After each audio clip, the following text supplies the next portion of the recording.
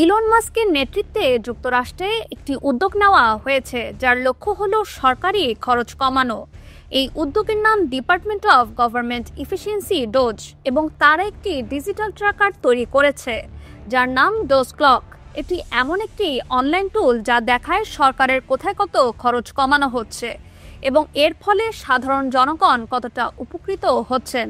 তবে এটি সরকারি কোনো প্রকল্প নয়, বরং একটি কমিউনিটি প্রজেক্ট যা জনগণকে সচেতন করতে তৈরি করা হয়েছে। এই ট্র্যাকার রিয়েল টাইমে দেখায় এখনো পর্যন্ত কত টাকা সাশ্রয় হয়েছে এবং সরকারের নতুন নীতির ফলে করদাতারা কত টাকা বাঁচাতে পারবেন।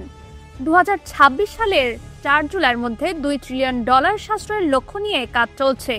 এই লেখাটি যখন লেখা হচ্ছে তখন পর্যন্ত $46 বিলিয়ন সাশ্রয় হয়েছে, যার লক্ষ্যের মাত্র 2.5%। এখনও কাজ চালিয়ে যেতে 505 দিন বাকি আছে। সরকারি খরচ কমানো সবসময় কঠিন কাজ। অতীতে শুধুমাত্র কিছু বিশেষজ্ঞ এবং প্রশাসনের কর্মকর্তারাই এই হিসাব রাখতে পারতেন, কিন্তু এখন ডোজ ক্লকের মাধ্যমে যে কেউ অনলাইনে দেখে নিতে পারেন সরকারের ব্যয়ের অবস্থা। এতে সাধারণ মানুষ সরকারের খরচ নিয়ে আরও সচেতন হতে পারেন এবং বুঝতে পারেন যে করদাতাদের অর্থ কিভাবে ব্যবহৃত হচ্ছে।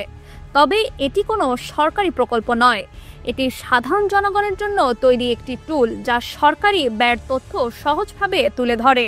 প্রেসিডেন্টের নির্দেশে ইলন মাস্কের নেতৃত্বে ডোজ সংস্থা প্রতিষ্ঠা করা হয়েছে, যার কাজই হলো সরকারি ব্যয় কমানোর উপায় খুঁজে বের করা।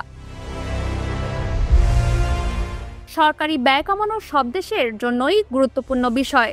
যুক্তরাষ্ট্রের মতো বাংলাদেশেও এমন ডিজিটাল টুল তৈরি করা গেলে জনগণ আরও সচেতন হতে পারবে এবং সরকারি ব্যয়ের স্বচ্ছতাও বাড়বে। ভবিষ্যতে হয়তো আমাদের দেশেও এমন কিছু দেখা যাবে। Naushin Taslim Rahman, Dhaka West news.